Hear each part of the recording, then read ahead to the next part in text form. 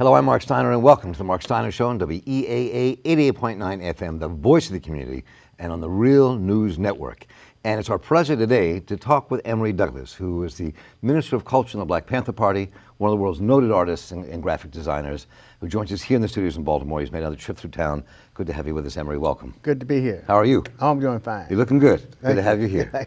Okay. So, for people who are inside, as you were inside the party, the Black Panther Party, you stayed into the end of it, right? You were there yes. from like 67 all the way to the... Yes, 3 months after it started, yes, until it's about 3 months after before demise, about end of 1981, 80-81. So, if you could kind of, if you were like teaching a class to young people about the Black Panther Party, how would you describe its effect on the consciousness of people at the moment in the community where people are working, but also its effect now, because the reverberations of the 21st century. How would you reflect on that? Well, it was enlightening, educational process for the community to begin to expose to them in relationship to the contradiction between what the government should have been doing and wasn't doing in their interests. And they begin to see that through the social programs, as well as through talking about revolution and change at the same time. Out of that, you expose them to other historical markers in the world in relationship to revolutions that took place in Latin America, in Cuba, and what was going on in Vietnam, and being a part of that, those conferences, anti-war conferences that took place in Montreal, and our travels, and people begin to see our newspaper and identify with us across the country. So we were leading by example, and they were inspired by that because the very foundation of what we were doing in the community. So in that context, we were we were in the vanguard of being a spark of inspiration and enlightenment. I watching you tell these stories, I mean, and it's you as and others, the spark is still there. That's not, that hasn't gone out. No. That hasn't gone out. No. Yes. Why do you think that is? I mean, because many people can say, all these people who were revolutionaries in the 60s, how they've gotten old and it's not there anymore. They're working on Wall Street, but... Well, a part of revolution is too is taking care of your kids and making sure they grow up and become enlightened and informed. So that was a part of the process for me also past the Black Panther Party. But at the same time, once doing that also, there was always this interest in that history. So what people begin to ask for me to travel around, do presentations, talk about the retrospective history of the artwork in the context of what the organization was about. And so I continue to do that to this very day. So let's get into that part. Okay. This is the part, your role in all this as Minister of Culture. You were named Minister of Culture. Yeah, I was initially a revolutionary artist. Right. That's how it first came about. And that came about when the second issue of the Black Panther paper, which was when we went to Sacramento, that was called the May Day paper. And the reason why it was called May Day paper, because that was May 1st was the Workers' Day.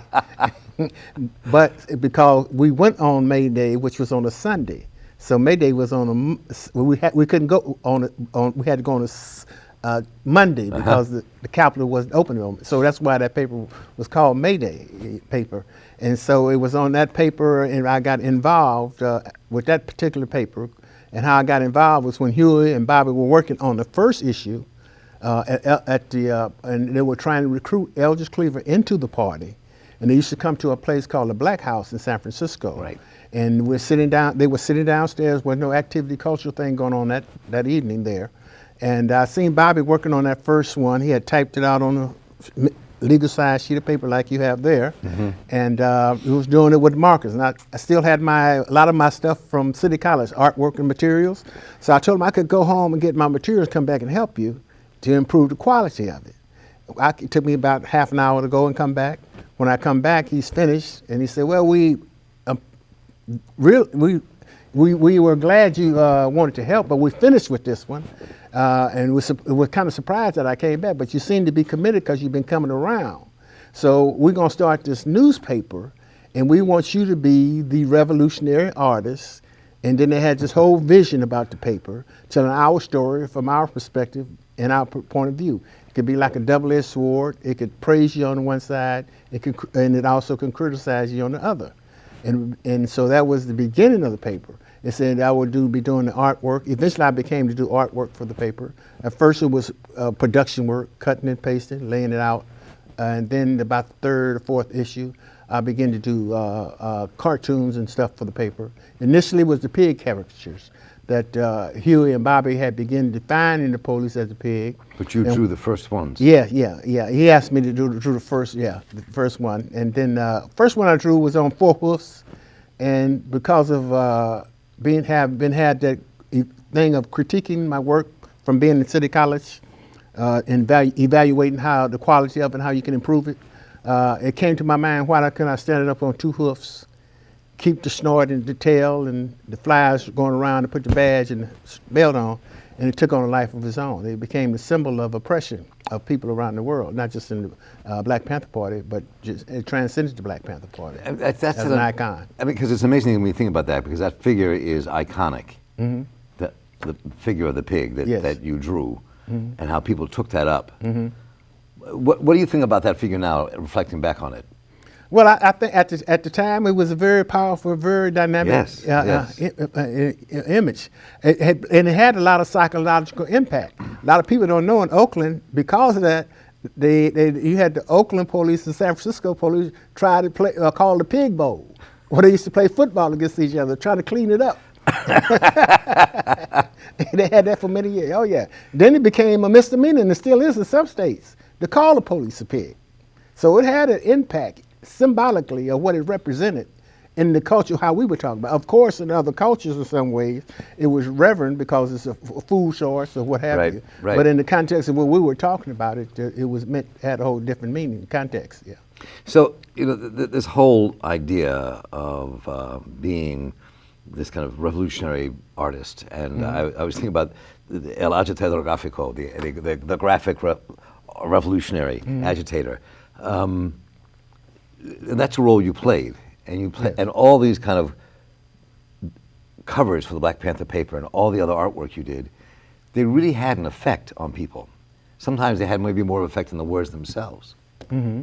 Well, it was we here in them always had this understanding that the Black community learned through observation and participation, that there weren't a large majority at that time weren't a reading community, that they learned, like I said, through observation and participation. So he thought that we'd have a lot of visuals in the paper that they would identify. If they seen photographs and they had just the caption, so under them they would read the caption or the headline, and they would see the photograph and they could get the gist of what was going on, as opposed to long drawn out essays or editorials, which a lot of people would read, but a lot of people wouldn't read them, So I think this is really important in a lot of ways, because your work, your graphics, some of the montages, both the photographs and drawings as well, visually interpreted a revolutionary movement and visually interpreted the conditions people lived in. Some of your pieces were about what people had to live like in the inner cities and in poor communities, and you put those out there, as well as these images of revolutionaries, heroic revolutionary pictures. Mm-hmm. So, I mean, those are the things that kind of grab people's consciousness, I think, in many ways. It's almost like when you look at the world of the internet and the video productions and how that it takes over. Yes. Your work did that before all that. Mm-hmm. You know what I'm saying? So there's a real connection between that and the work you did. There is, but a lot of young people didn't. They go take a sidebar and come back.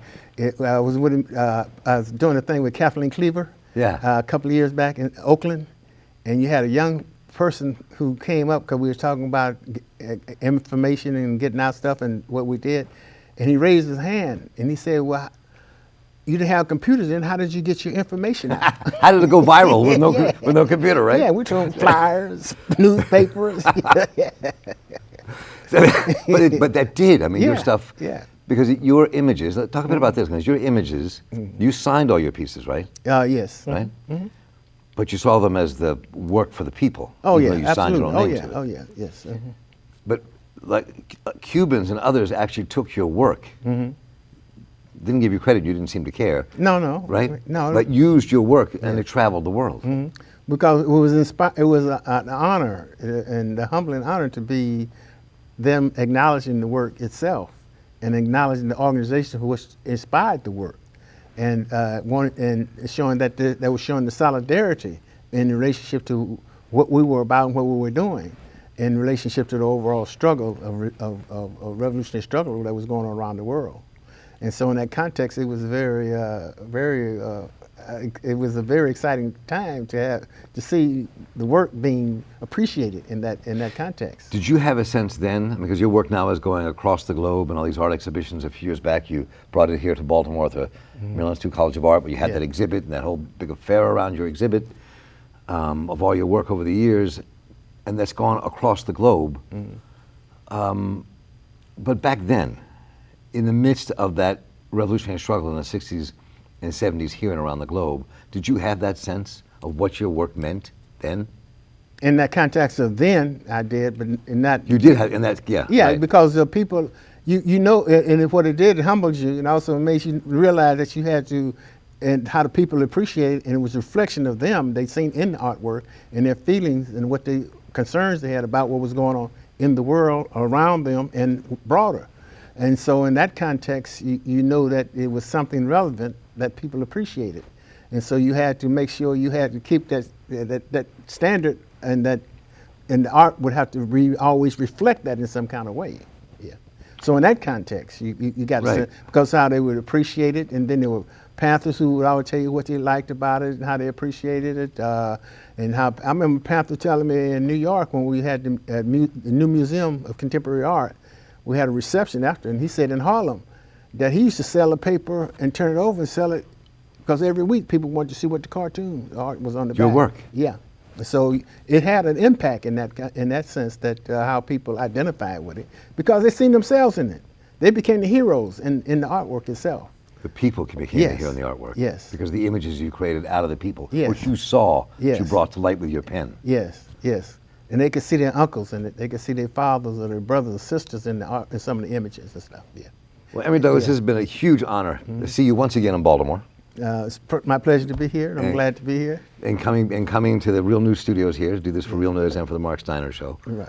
We'll be linking to all the places they can see your artwork and even more. Former Minister of Culture of the Black Panther Party, from the beginnings almost until the end of the party, and has never stopped his work. Thank you so much, Emory Douglas, for coming by our studios. Oh, thank you. Good Glad to have to be here.